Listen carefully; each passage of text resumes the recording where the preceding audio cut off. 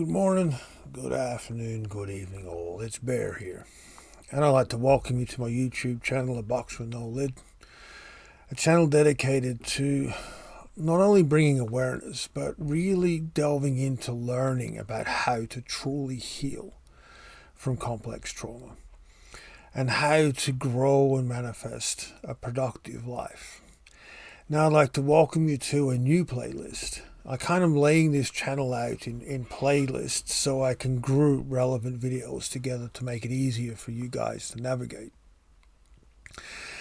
And in this new playlist, I want to start to delve into the mechanics, the mechanical structures behind what we need to create a supportive environment, an ecology that is going to enable us to actually heal. A way of identifying all the different ingredients that we need to bring in and the stages of when they're going to be needed. Because some of these we prepare for now because we're going to need them a little way down the road, sometimes a few years down the road.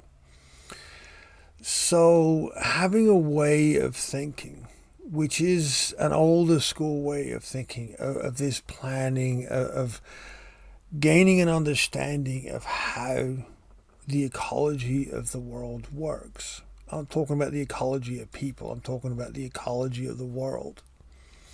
And once we gain a good working understanding of that, it helps us develop a mindset that gives us the ability to future-proof a little bit more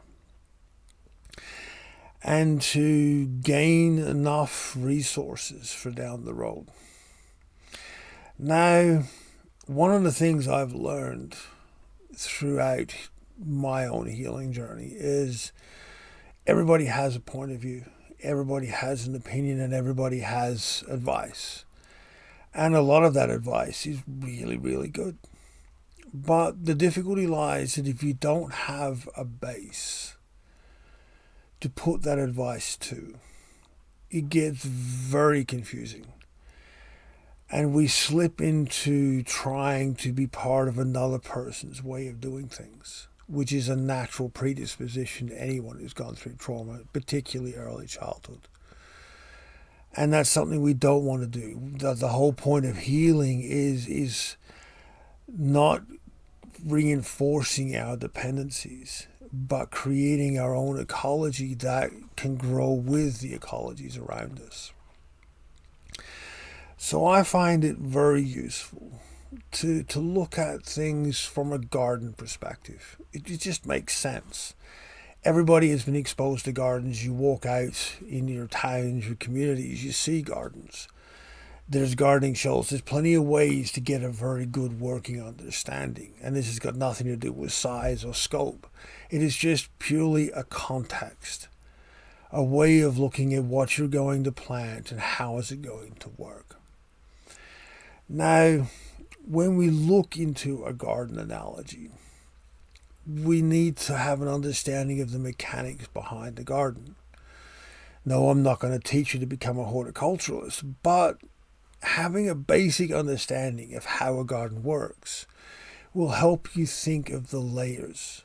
And as I said, that's what this new playlist is going to be about. It's understanding the mechanics, and that mechanics is one of a better analogy. There's a lot of complicated terminologies in this field. But the mechanics of how things work and how all these different pieces come together and how they come together.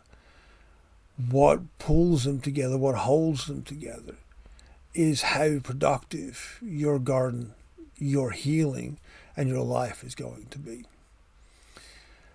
So, with this in mind, have a think about the layers in a garden. You know, there's what you can see above the surface, but there's all this stuff happening below the ground.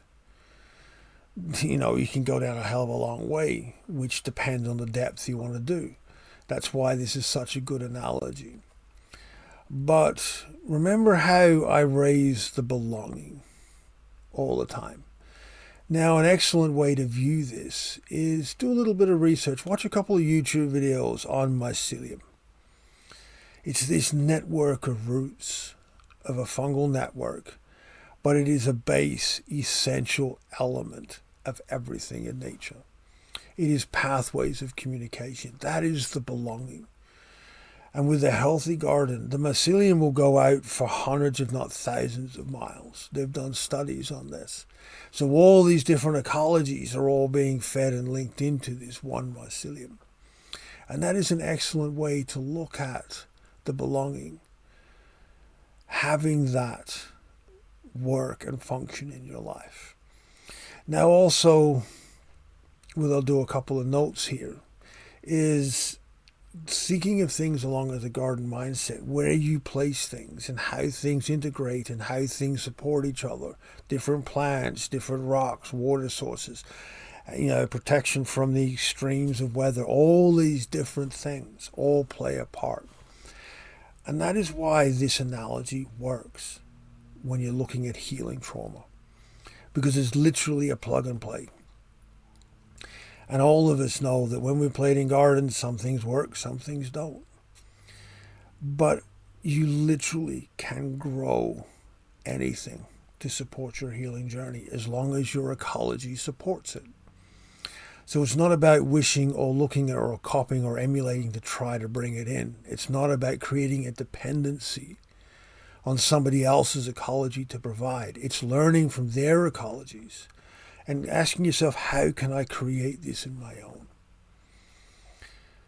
And that's what this next playlist is going to be about. I want to start to raise all these different pieces of the layers so you can start to develop an understanding of all the bits behind that make what you want to do work, so that you can heal and you can create a productive ecology that supports yourself.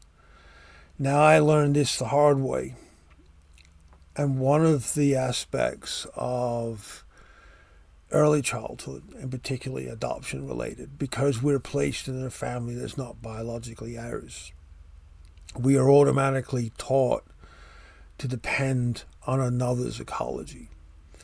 And I spent my life trying to fix their ecologies so that they were productive enough to support me.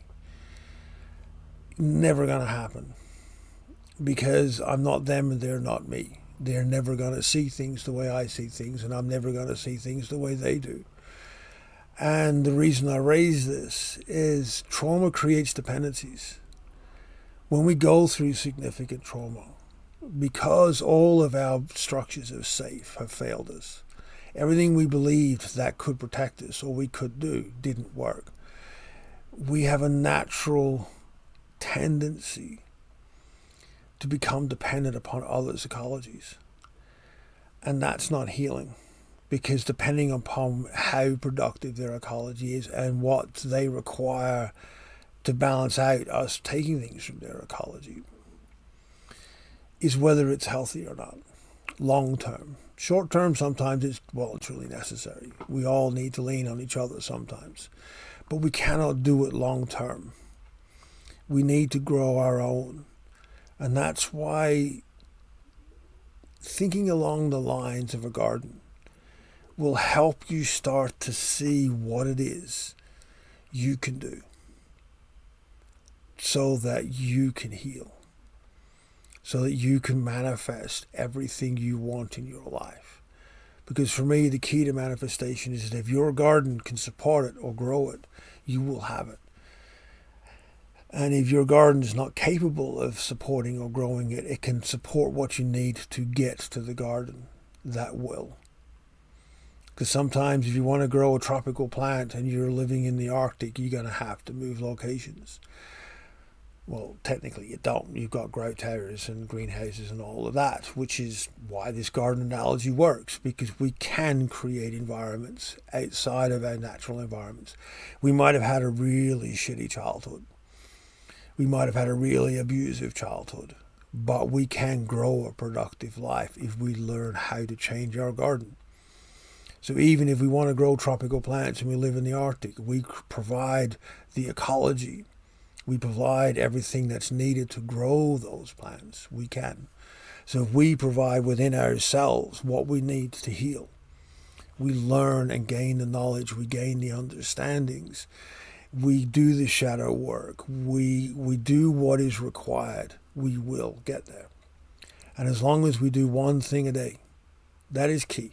One thing a day, every single day, that supports you and your healing journey. Doesn't matter. It can simply be doing a load of laundry, something that helps you, getting that pile of stuff out of the way. Your laundry, not somebody else's. It's this thing of you physically enacting movement to help you heal.